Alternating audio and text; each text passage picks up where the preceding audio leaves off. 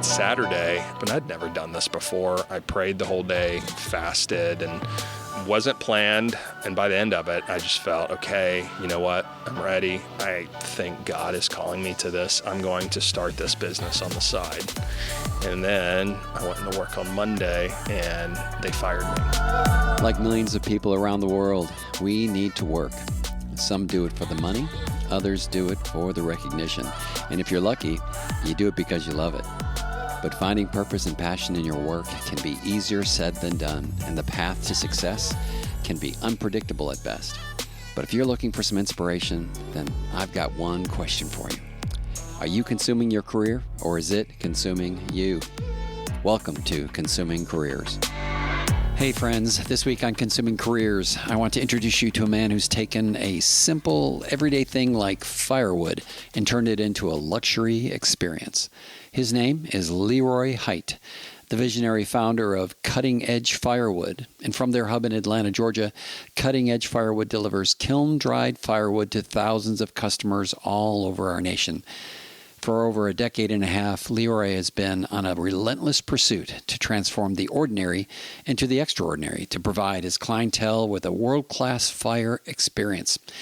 It all began with a dream to revolutionize the firewood industry, an ambitious goal for sure that has now evolved into an international success. And his mission?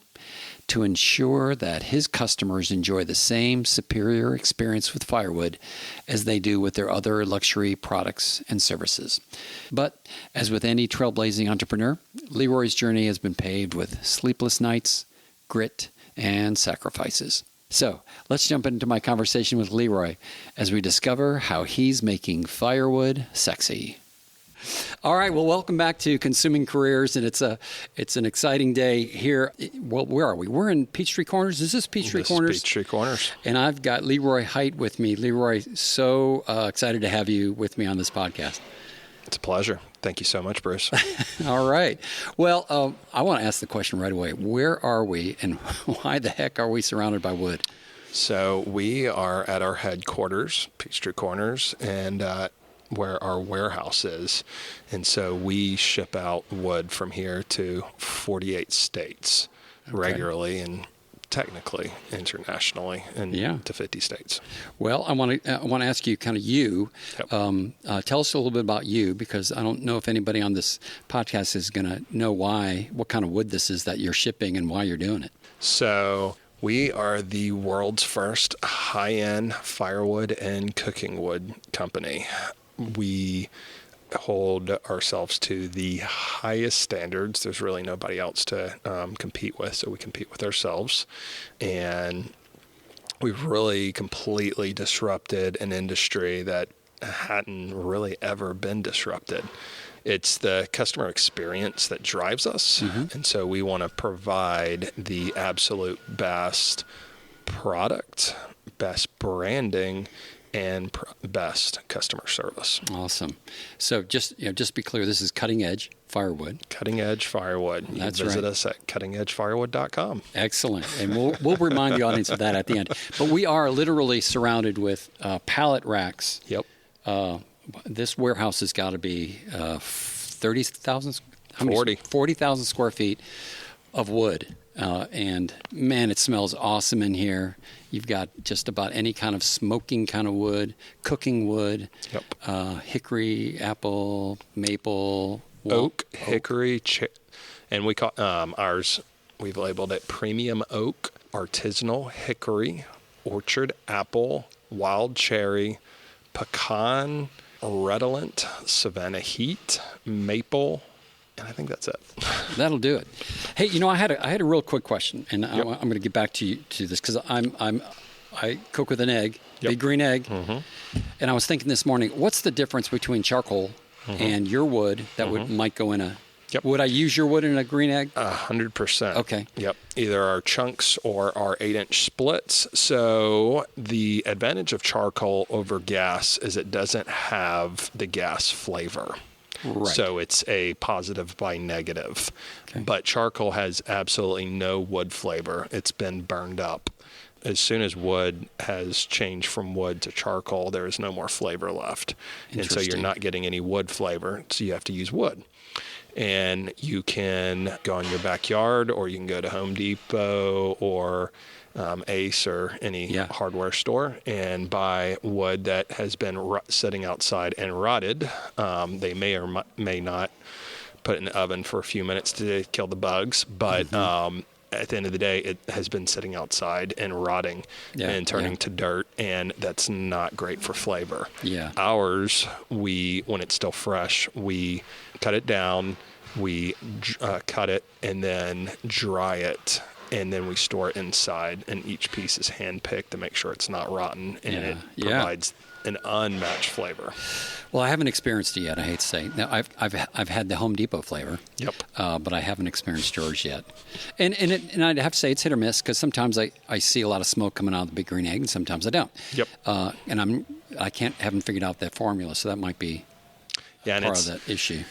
It really is. It's just like any other ingredient. If you go find the cheapest piece of meat that you can find, you're not going to get great flavor and taste out of it. It's going to be rough, and same with any other ingredient. If you use American cheese when you should be using, I don't know, some fancy smancy Italian whatever, you're not going to get the same flavor. It's the process plus the ingredients equal the outcome. And the wood isn't just a heat source, it's an ingredient. Got it. Okay. So I just want to kind of kick this off to make sure any of the cooks out there that are listening just got a little taste of that. And then we'll come back to more of that. All right. Can we just back up? I want to hear a little bit about your background, just kind of where you grew up. I know you were, one of 8? One of 8 children in unincorporated Ringgold, Georgia, Northwest Georgia. Were you there when the tornado came through? No. Okay. I was at Berry College. Yeah, I remember that. I mean, even if you go up 75 now, you can still tell where it came through. I just remember that. But go on. Yeah. So, one of 8 kids, so large family. I had a great childhood growing up in semi-country America in the 80s, or really, 90s and early 2000s. Great childhood, running around outside, playing sports, climbing trees. Just a good childhood. All right, so growing up in Ringgold, and then I heard that you'd gotten married in college. Yes. Tell me about that. So my wife, Michaela, and I met when we were 17 working at Chick-fil-A. We were in the drive-thru, and it was super romantic. I would be on headset, and I would have to fill up drinks, and I would do it really quickly so I could hand them out the window behind her. So that's great. And then went to Berry College, and we continued the date while I was at Berry, and then it was time, and so junior year spring break, we got married. Friends came to the wedding, and then they went to spring break, and we went on our honeymoon. Oh my gosh! So that's awesome. So now you said you have 4 kids now. 4 kids. Yeah.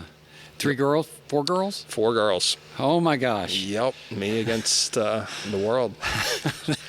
And growing up, I have a younger brother, but also 6 sisters. So it's kind of the story of my life. Yeah. Let's get into the firewood business. How did you kind of land on that?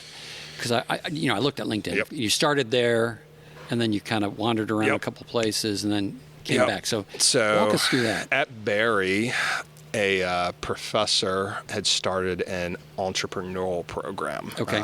They've actually expanded it into a minor now that you can get there. But she started it while I was there, and I was able to start a few different businesses.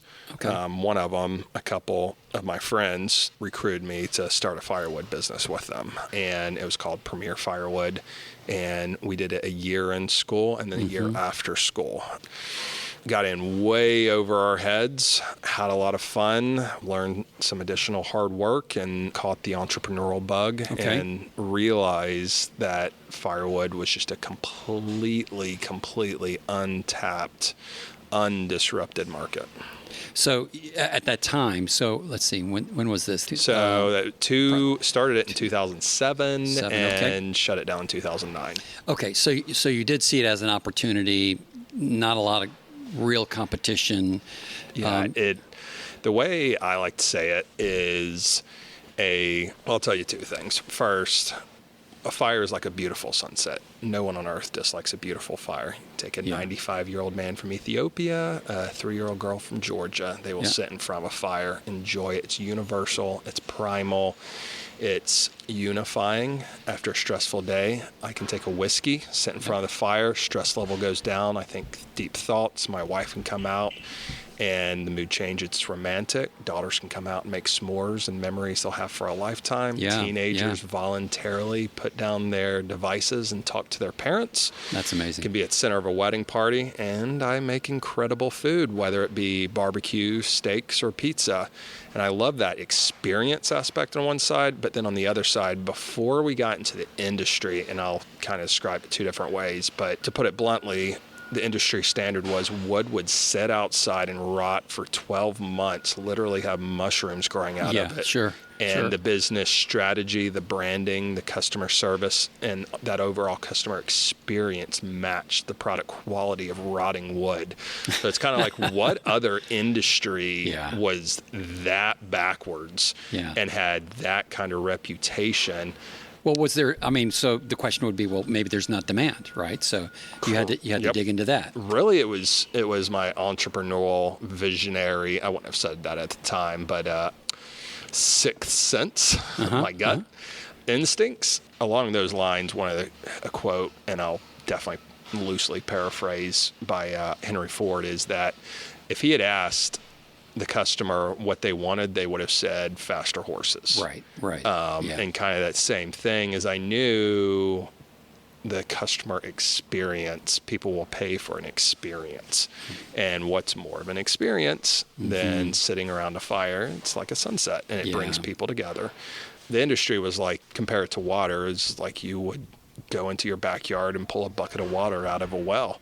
And we took the industry from that, skipped tap water, went through Dasani and Aquafina, and went straight to the liquid death, or whatever high-end fancy water in a glass jar company that you want to compare it to. And there's a whole story that we can get as deep into as you want, but when I first was called to start the company and actually took that dive, that leap of faith, no one thought I was intelligent, and everybody was like, where's your data showing that there is this market? And I knew that I had to create the market. Well, let's get there. Let's get to that. Kind of, how did this idea come back? Because you went to Chick-fil-A. So when we shut down Premier Firewood, at the end, I knew, okay, there's something here, and this is completely undisrupted. But we had to shut it down, and I was like, oh, well, that was that. So thought about becoming a Chick-fil-A operator. That did not work out. Great organization, still eat there. Met my wife there, still say my pleasure. And they trained you well. Worked there. Worked at Enterprise Rent-A-Car for 3 years. It's a long story there. Great training experience. And then got a job at corporate in Atlanta. And through that whole time, I just had in the back of my mind, fancy firewood. People would say firewood, and I had like this weird feeling rise up inside me. And I was like, oh, I would see an F-350 flatbed drive to the Chick-fil-A drive-through when I was working there, and I'd be like, oh man, I wish I could have that so I could start a firewood company. And I'd be like, oh my goodness, that's such a weird thought. Dear God, please let me forget this and just focus on my career. So I knew it was an opportunity. I knew my instincts were there, and really I felt like it was my calling, but I was definitely too scared to take the plunge. Sure. So how did you make that leap into starting the company? So 2 months in at that position, corporate job, well-paying, my wife and I had joked, I had a 93 Geo Prism, and we had joked that when it broke down, I would buy a truck and start the firewood business on the side. Well, it breaks down. It's going to be $5,000 to fix a car that I sold for recycled metal for $300. And then that Saturday, wife went to a baby shower, and I woke up, and I'd never done this before. I prayed the whole day, fasted, and why? Just spur the moment. I wasn't planned. I'd never done that before. I haven't even listened to sermons, and And by the end of it, I just felt, okay, you know what? I'm ready. I think God is calling me to this. I'm going to start this business on the side. And then I went into work on Monday, and they fired me. And I was like, okay, apparently I'm not doing this full time. It's going to be part time. And I had no plans in place. I mean, I hadn't set like any goals or any timeline. I only decided, okay, I'm going to do this part time. And they fired me. Can you say why they fired you? If I knew why, I would tell you. Wow. Okay. All right. I mean, I know it was some mostly high up corporate politics. They had somebody had wanted me to come in and change the culture, and that they wanted me to change things. And then apparently that person, right after I was hired, was moved to a different division. Okay. And basically I was left to fend for myself without even knowing that I was left to fend for myself. No air cover, as you say. Yeah, exactly. So it wasn't the business plan you had left on your desk with drawings of firewood and the logo? That is correct. You can take this and because when I left Friday, I didn't even know I was going to even do it part-time. Yeah. So. Wow. All right. So that's, I mean, but I'm still trying to figure out, like, why the heck firewood? And then if God is calling you to do firewood, like, I'm thinking if God's going to call me, he's going to call me to, like, go to wherever, Ethiopia. To be a missionary or something. And change the face of a nation. Yep. Why do you think he called you into, like, firewood? What is it? Is it the firewood, or is it what the firewood was going to do? Kind of, did you think any of that, or you just thought, this is just an idea I've had, and it was just follow it. Yeah, it was the idea, and it was just that I wouldn't say it was all-consuming, but maybe semi-all-consuming idea that I just kept thinking about. Couldn't get it out of my head, and then really things just kind of fell into place, and I was pushed off the cliff. And then I've since voluntarily taken some leaps of faith, but that one was kind of involuntarily. Yeah, well, that was a real blessing. Yes, in hindsight, correct. Right? Absolutely. That's great. Okay, I want to learn a little bit about the operations of kind of how all this stuff works. Yep. And, I had some questions around, like, supply chain. What does that look like for you? And did you have some disruption during COVID?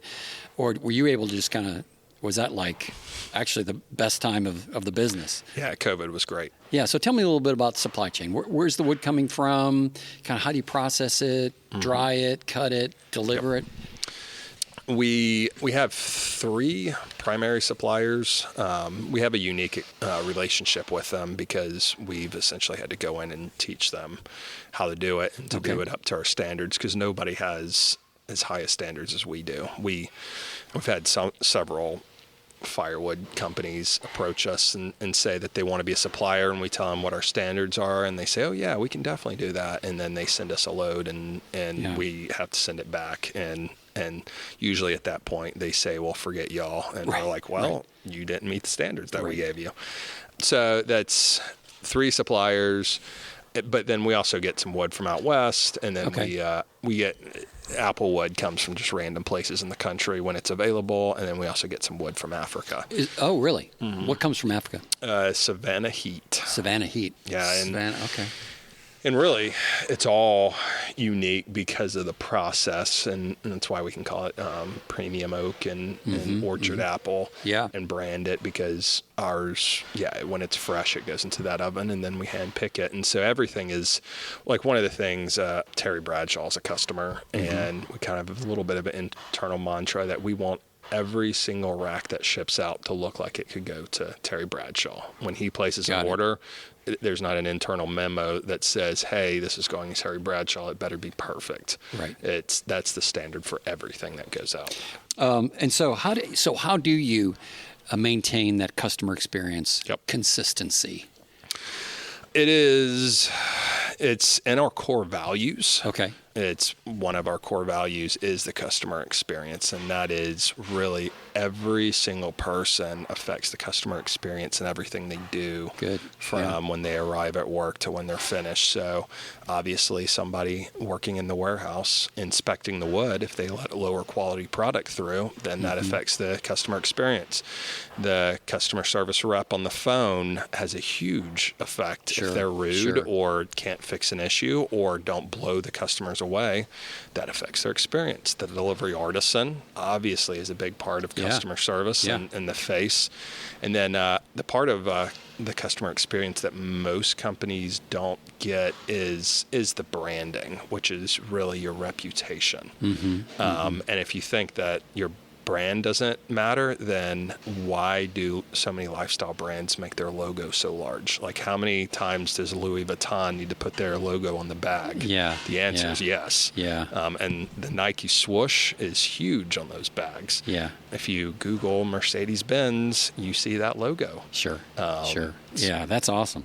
Okay, let's talk about branding. Yep. So I want to read, you've probably heard this before. All right. But from your website, I just want to read this so the audience can hear this. I probably edited it. Yeah. And this is from the website. At Cutting Edge, we make great fires. But more than that, we're passionate about them.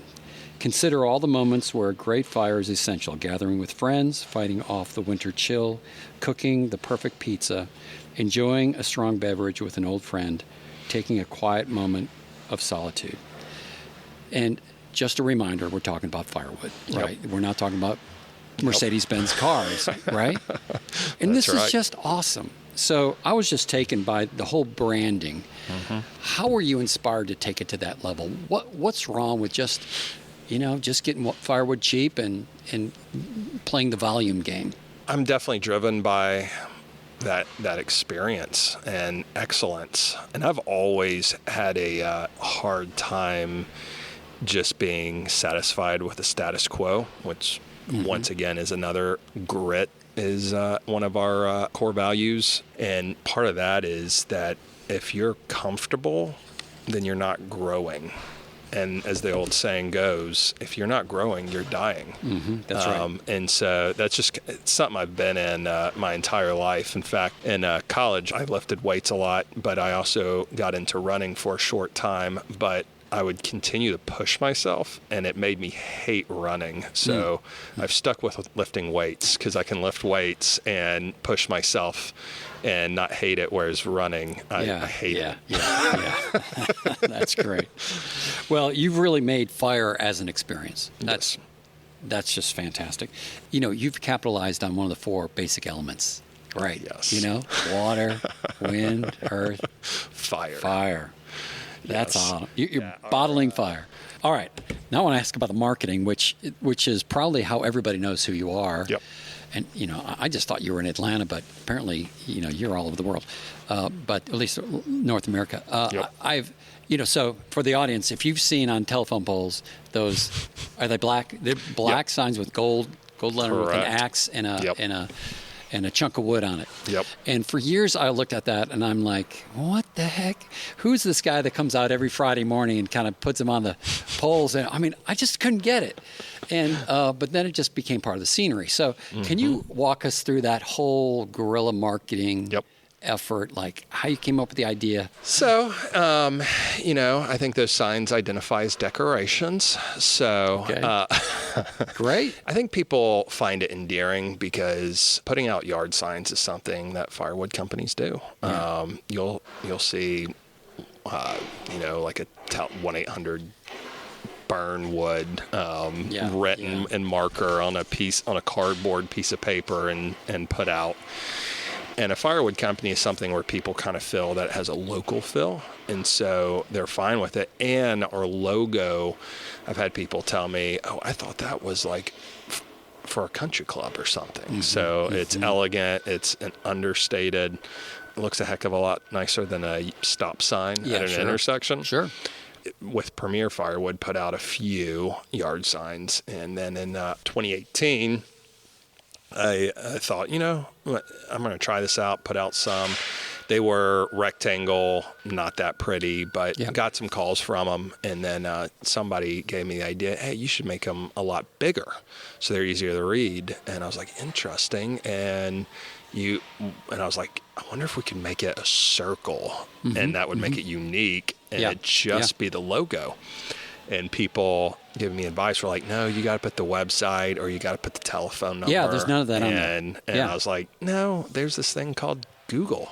People can Google us. And so in 2019, we put them out, and overnight it went from people would ask me what I did for a living to I own a firewood company, and they would change the topic. They'd be like, oh, the weather's nice outside, or how about them dogs, or whatever. Right. And because they weren't interested. And then after that season, that was the 1920 season, people would say, so what do you do for a living? And I'd say, oh, I own a firewood company. And they'd immediately say, oh, you're not the firewood company, are you? The one that put the signs everywhere. Yeah. And millions of people have seen those yard signs, just because they drive around them. And it's kind of the analog viral, going analog viral. And it works so well with technology because they see the signs everywhere, and it's automatically in their mind of, hey, I need firewood. Where should I go? Oh, I see it. There's Cutting Edge Firewood, and they Google it. And of course, when you Google it, we come up, and then we become the brand name. Yeah. And so we are the firewood company. Great job. Great job on that. I appreciate it. And I mean, I couldn't figure it out when I first saw it. Like, I don't know, what are these guys doing? But hey, now we know. Now everybody knows.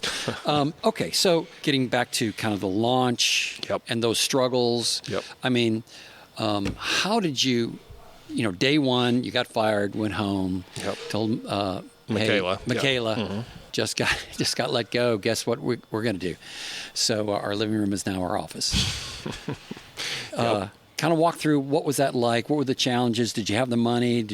How did all that get going? Yeah, had really no money. I'd paid off most of our debt that wasn't attached to an asset. Yep. Wife still worked as a recruiter at the time, so I was able to get a loan for the piece of equipment that I needed.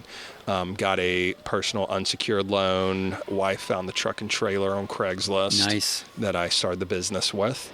And I maxed out as many credit cards as I could get my hands on. And it's actually kind of a funny strategy that I went with for like the first 4 years so I maxed out as many credit cards as I could. Then during the busy season, paid them off. And then when they were paid off, I would get as many, since my credit score would go up, I would get more credit cards. And then I would pay them off. And then I would get more credit cards, max them out. Wow. And so my credit score would go from 300 something to about 800. I mean, just like in a matter of a few weeks. It was a roller coaster. Right. I wouldn't necessarily advise it. It's funny, I was part of a men's group during those first few years, and when I told people about that, people would give me like Dave Ramsey books and look at me like I had like I was on drugs or something. Yeah. So that would go up and down. And were those commercial accounts or residential accounts? Residential. Also? So we are almost exclusively B2C, direct to consumer. We have a few restaurants that always buy from us, but but mostly. Got it. So you would load up on inventory in the fall. Yep. Yes. Yeah. And then really over the summer and into the fall. Yeah. Yep. Okay. So that just chew up all your cash. Yep. And then it would trickle in throughout the winter and into the spring. There's definitely a reason that it hadn't been disrupted. It's because perception was bad. It's heavy. You have to buy it when the cash flow is lowest. And it's hard work. Yep. And there's nothing sexy about it. Well, there is now.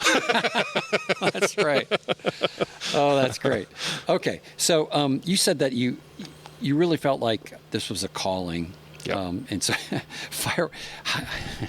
I want to come back to that. How can firewood be calling? So and I want to fast forward. So if you, in hindsight, and if God called you to this, my belief is He called you for a reason. And it's not just to line the pockets of Leroy Hite. Or to make Leroy Hite famous. It's to further His kingdom. Correct. Have you seen that play out in in business, in your life? Do you think that's a chapter that's coming? Kind of what do you think about that?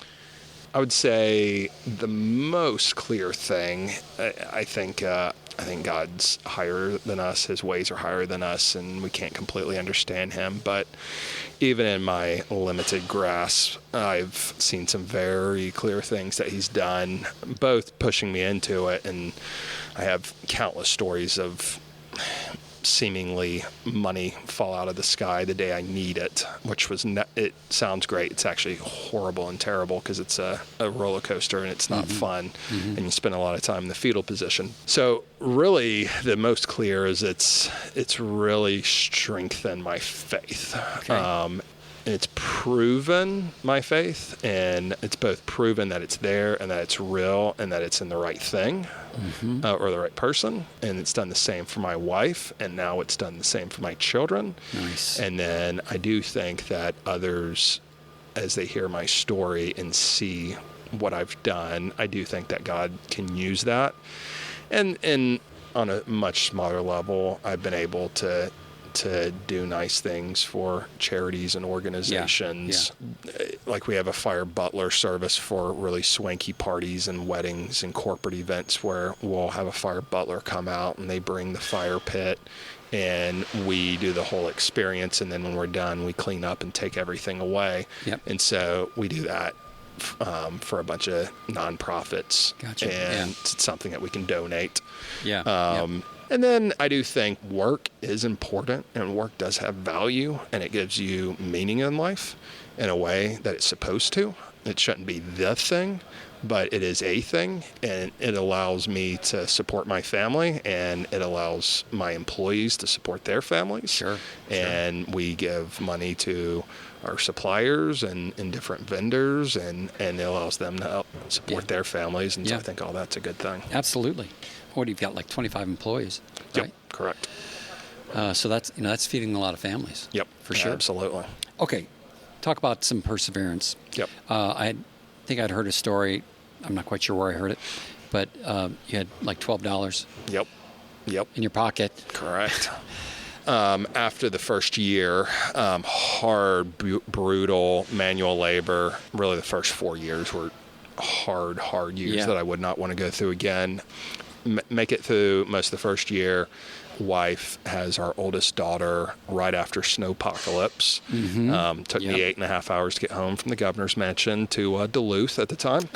Wow. That's a whole story in and of itself. Yeah. That was 2014. That was at 14. Okay. Yep. And I mean, I remember it. I can't just remember. January, at the end of January, and there were 2 snowstorms that year. Daughter was born in between them. So I had then new daughter, $30,000 in the bank account to get me through the summer. Kind of licked my finger, held it up, and I felt the wind, and I was like, yeah, I think that's enough money to make it to the summer. And had some ideas to make some money on the side. None of those worked out. My truck broke down, which was $10,000 to repair, and all of a sudden I only had $20,000 to get me through the summer. Okay. Well, we could make that. Maybe. Make it work. And then hot water heater went out, and all of a sudden I only had $17,000 to make it through the summer. And towards the end of July, from a Thursday to a Monday, I had that $12 in the bank account. I don't remember exactly, $150,000, $175,000 in credit card debt. I got the house payment. Yeah. Did you have employees at the time too? No employees. Okay. So brand new daughter, but $12, and you're a firewood company in Atlanta, Georgia in July, there ain't no money coming in. And so I was in the fetal position asking why God had put me in this position, and clearly I was going to go bankrupt and had no hope. And went to church and actually prayed with the elder, and he said, yada, yada, help the business, yada, yada, yada, and let's not put God to the test. And I went home and read a sermon on Israel in the middle of the desert. They were doubting God, and we kind of looked back at them and we're like, those stupid people, they had just seen the Red Sea part, and why, like I'm way better than that. Yeah, he's right there. But they were literally a couple of hours from seeing their children die of thirst. Yeah. And they were days away from civilization. And so when you put it in that perspective, you kind of understand what they were going through. And they doubted God. And I realized that that's what I was doing. Sure. And so I wept. And next day, a restaurant called and said, hey, we want to decorate with firewood. And at the time, it was by far the biggest order that we'd had, and it was $2,000. And while I was doing that delivery, a guy came up and said, hey, I want to sell you my firewood business. And never wanted had to anybody sell you his business? Yeah, and Okay. never happened since. And I was like, well, we're kind of high-end firewood. Don't know if your customers would buy from me. And it turned out his business had been, and I knew about him, had been in business for about 6 years. They were definitely lower level,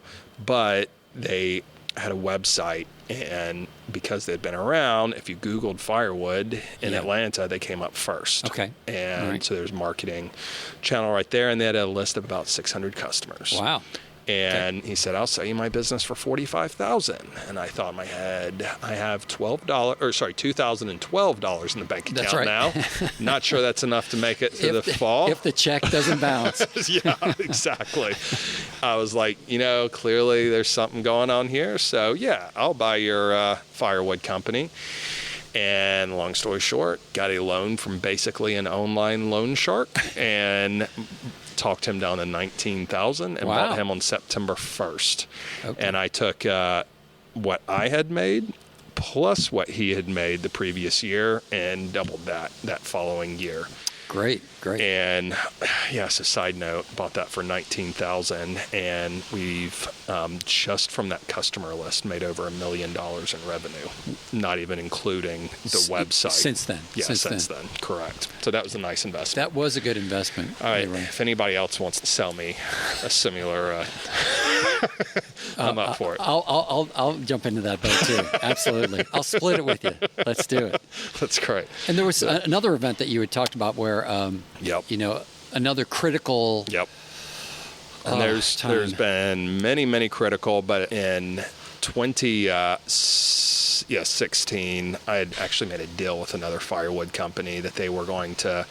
I had gotten myself in a position where I was going to go bankrupt or make a deal with these people that were not good people, but make a deal or go out of business, and went through that in bad, terrible times. Well, that was the warmest winter on record, and I'd started put assets for sale that I still needed, and somebody came and he said, hey, I'll give you $10,000 cash. I went across the street, paid a rent, which is like, great, God provided. That's so wonderful. And I was like, yeah, it's wonderful. I hope I don't need any more wood in this firewood business. Right. And I need $8,000 next week.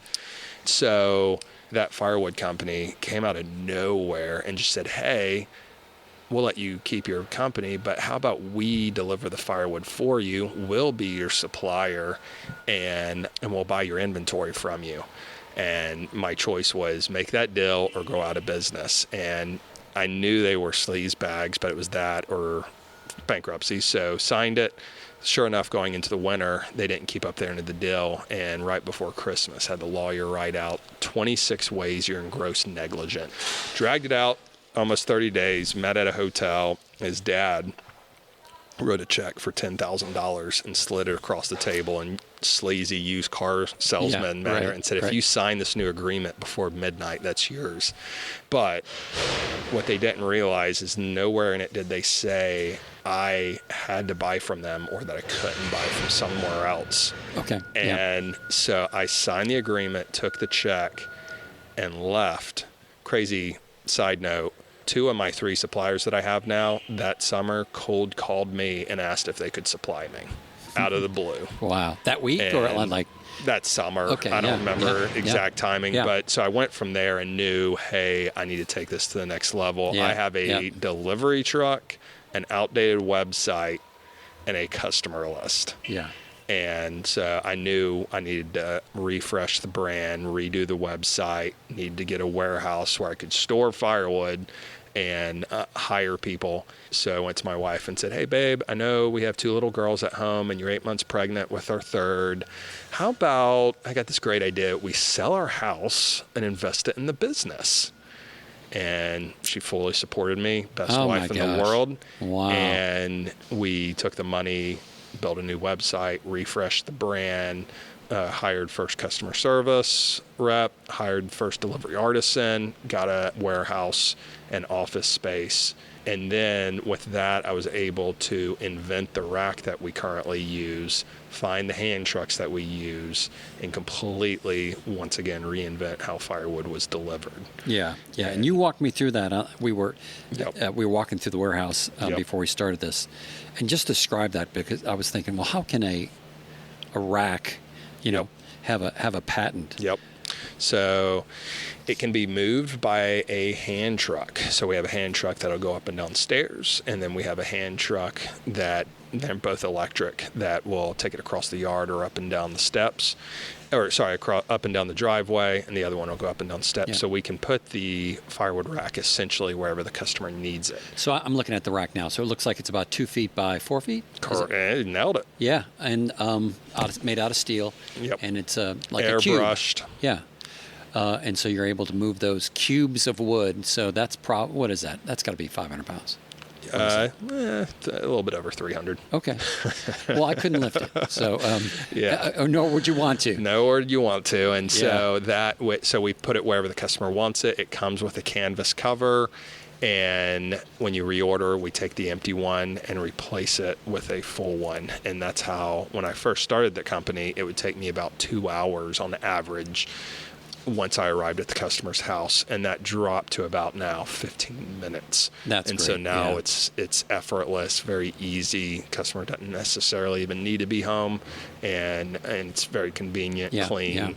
Yeah. You can store it inside or on your deck or wherever's convenient. We'll talk about supply chain optimization. Yep. That last mile, right? Yep. You guys nailed it from 4 hours to 15 minutes. Really opened up a bottleneck for you. So where's the new bottleneck? The local delivery is actually now only about 40% of our revenue, because we started in 2019, started shipping, and when COVID happened, that exploded and grew a ton.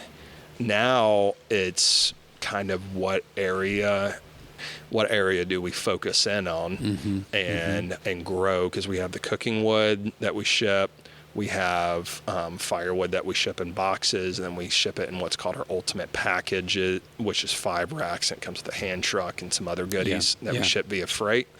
But then we have our local delivery artisan service, and so it's a little bit of what should we focus on.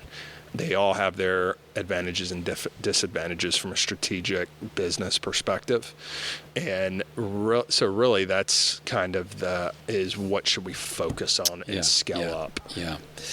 All right. I'm going to ask you about kind of your perseverance, because I've seen you write about hard work. Yep.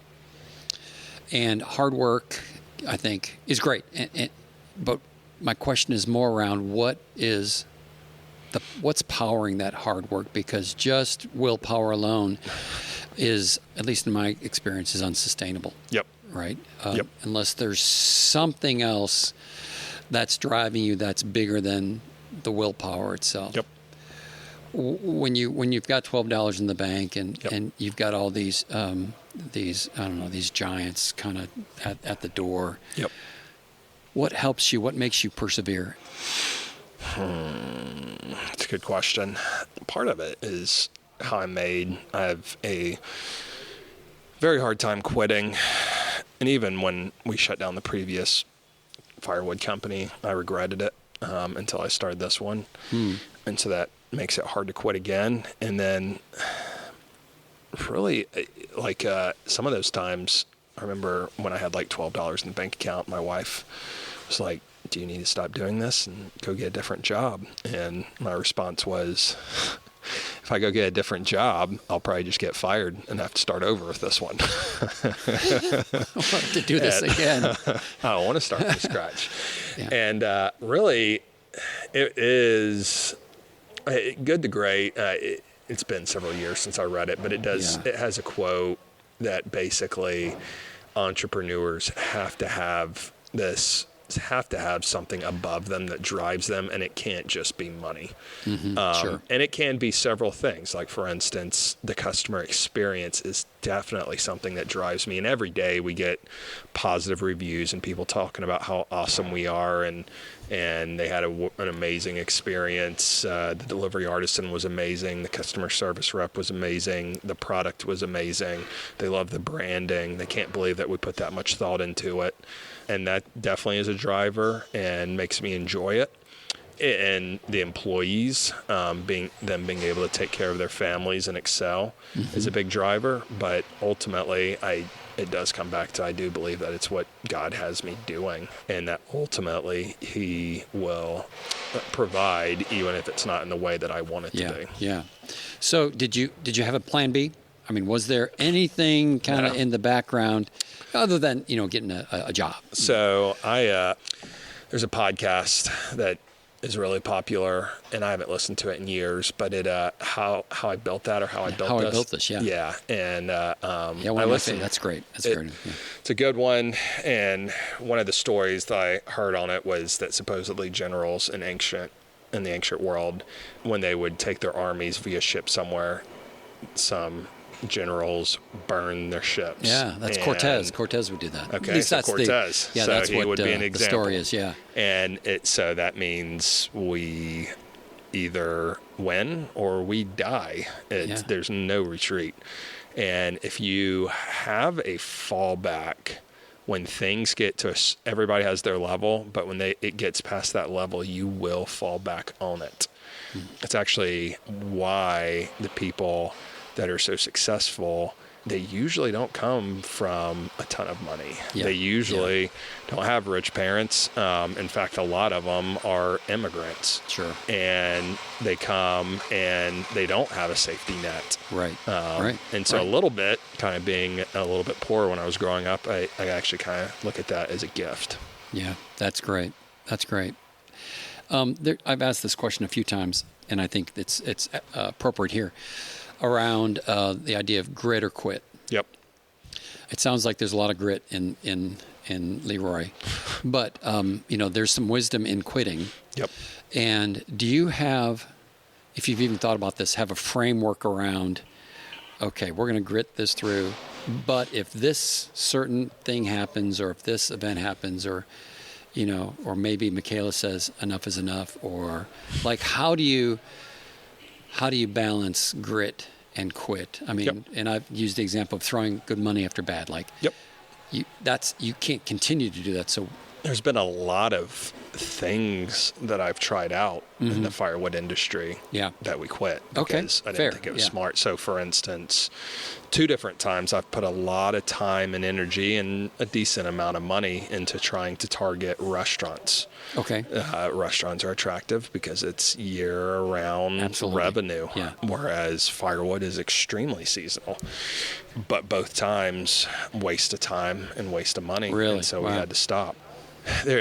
We constantly try out things in marketing that don't work. More don't work than do work. And we've cut out a lot of products. Sometimes it's because they don't work. Sometimes it's because something else is a better opportunity. Got it. All right. What kind of guardrails do you have in your life now to kind of keep you focused, keep you humble, keep you on the right side of grit or quit, just kind of keep you on the right track? Any guardrails? Friends, mentors? Well, if somebody out there would be a good mentor, let me know. Is it Jonathan? That was David's best friend. Yeah, that was David's friend. I think I'm really still on the path to finding the right mentor. Yeah. I had a mentor. It didn't work out, unfortunately. I've had a lot of people come into the business, and on the surface, they know that it's unique and that we're different. But then once they get into the business and things get hard, they fall back on their foundation, which they found elsewhere. Because of that, now I'm working really, really hard and having anybody that's leadership in the business come in and work from the ground up, so they know things instinctively, so that when things do get hard, they fall back on what they know. And an example, and I say this, and people are like, how can that be true, is up until recently, I was the only person in leadership at the business that liked the yard sign idea, even though it is by far the most successful thing we've done. That's great. And that marketing, people just come in, they're like, this is how you're supposed to do things. And I'm like, I don't care how we're supposed to do them. I care about what works for Cutting Edge Firewood. And so with Mentor, it's hard because so many people have been successful in other areas, and that's great and that's phenomenal. And sometimes I can learn some things from them, but it's hard. Most successful business people aren't in e-commerce or B2C or direct to consumer, right? And especially not in something that has been so disruptive as a firewood industry. Yeah. So it's hard to have somebody that kind of has the full picture, and like people will be like, "Oh my goodness, you were." And I don't even think of myself as this, as far as the humility aspect. I think God keeps me humble, and I have things in my life that happens that keeps me humble. And humility it's one of our core values, is humble confidence. And humility isn't thinking less of yourself, it's thinking of yourself less often. Yeah. For instance, I never knew Michael Jordan, but if somebody had asked Michael Jordan when he was at his prime, are you the best basketball player in the world? It would not have been unhumble of him to say yes, because it was essentially a fact. What would have been unhumble is for him to think he was better than somebody else because he could throw a ball in a hoop. Yeah, that's good. So I prioritize my family over myself. My hobbies are with my family.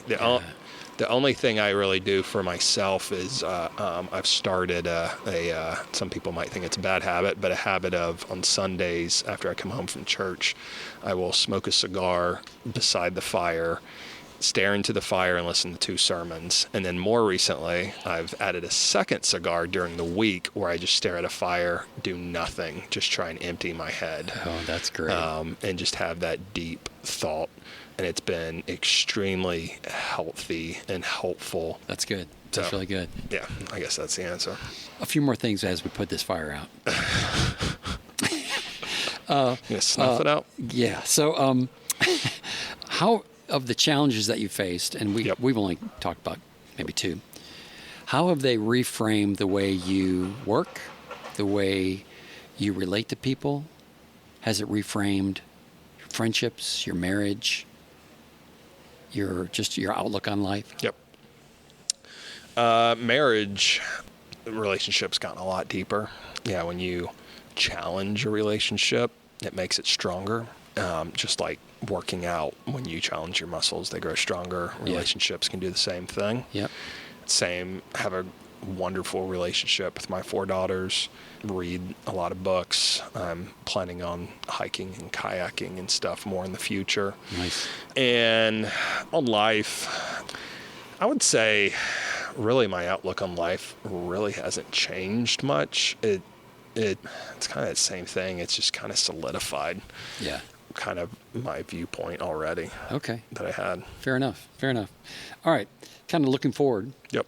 Is there another chapter for you that you anticipate? Is there another iteration of Cutting Edge Firewood? Yep. Kind of, what's that 5 or 10 year plan kind of seem like? Creativity, create and innovate is another core value. I've already said that if you're comfortable, you're not growing. If you're not growing, you're dying. There is, when you work out, you have to have time to recover. And I definitely don't think over the last 11 years I've rested as much as I have needed to. So it is something I'm kind of trying to focus in, is a little bit more rest. I've always done a good job of taking off Sundays, but kind of the level of stress that I've had, I kind of need more. But yeah, I'm going to continue and innovate whatever I do and think outside the box. Great. And the next thing for us is fire pit that's coming out. Nice. So, in case you haven't already thought outside the box with Yep. firewood, and by the way, if anybody hasn't seen your website, Yep. It is really well done. I mean, it's elegant. When I'm looking at it, if I didn't know it was firewood, I would think it's a vacation resort someplace overseas. I mean, really, Perfect. I mean the experience that comes through, and if we of course we call it branding, but just the experience that you're presenting around firewood is just around fire is just awesome. I appreciate it. Last question before we get into the easy stuff. Yep. So, when you look back over your career, and even maybe now, are you consuming your career or is it consuming you? Definitely in the past, I would say it was consuming me. And I had guardrails, like I said, never work Sundays. Yeah. And wife and I, several times a year, would send the kids to the grandparents and take extended weekends, take the family on vacation, spend time with the kids. I don't have really any personal hobbies. Maybe in the future I can get back into hobbies, but yeah, I would say overall it was consuming me. I mean, one year, that year when things were going bad and the warmest winter, and I do like to lift weights, but stay healthy. At the end of the summer, I was 210 pounds, and by Christmas, I was 170 pounds because I was so stressed out and so unhealthy. Yeah. That's definitely a consuming. You've been consumed. How's it feel? Not so good. Not great. Oh, gosh. So, all right. Yep. But the be able to, I think, get out of that cycle is you have to get to the point where you can hire a leadership. If you want to grow, that is, you have to hire a leadership team to come around you and take responsibilities off of you. Well, so far, every time I ask that question, similar answers, and what I've heard was it almost requires a consuming period of your life. Oh, absolutely. Yeah. To attain some of this unconsumed lifestyle, which, by the way, is a luxury most of the time. Yep. Most people don't have the option of having a well-managed career, from start to finish. Absolutely. It's usually, we call it whatever. Yeah, nothing in life dues. worth attaining is going to be easy. Anything from being something shallow like six-pack abs, you got to work out and you got to diet to get six-pack abs. But that doesn't mean it has to consume you, right? So I think there's, correct. We can debate the meaning of that. But, when I say, is it consuming you, that means like you have no control. Like it's eating you alive, and you don't have an option. All right, time for the lightning round. Ready? Ready. All right. I'm searching for a firewood. Are you fired up for this? I mean, yeah, that was bad. Well, lightning. Come on, lightning round. 5 questions. Actually, it's 6 now that I thought of one. All right. Number 1, favorite cigar. You brought it up. There's one Placencia that I like, and then I'd have to look it up. That's good all right. ones. Okay. I'm really not that picky. I like good cigars. A good cigar, whatever it is, whoever brings one over. Yep. Do more men or women buy firewood as customers? Slightly more men. Okay. But equally enjoyed. Now, cooking wood, way more men. Okay, cooking wood. Got it. What's the best wood for a pizza oven? Oak or Savannah Heat. Okay. Are you the only place you can get Savannah Heat, by the way? Yes. Awesome. All right. Which do you enjoy more, cooking with or burning cutting edge firewood? Oh, that is hard because I make some delicious food. But I love sitting around the fire with a cigar and a little bit of whiskey. And I love it with friends or family. Oh man, that's like asking me to pick which of my kids is my favorite. That's right. a bad question. That's the next question. All right. Okay. So that's I was thinking about that. And I was trying to guess what you'd say, and I wasn't sure. All right. Well, we make more money in firewood still, so I guess I'll go with that one. Well, it's cooking with firewood, or burning. Yeah. Okay. Who has had the most influence over your life or business? Anyone? And you don't even have to know them. Like maybe it's a... I mean, there's books that have been influential and helpful, like EOS, Entrepreneurial Operating Systems Helpful, Good to Great is a great book. And then Predictable Success is a phenomenal book. I don't know that one. Okay. That one's less known, but every bit is good. So those have been influential. And then I do like the story of many other entrepreneurs that I find some kind of hope and help in.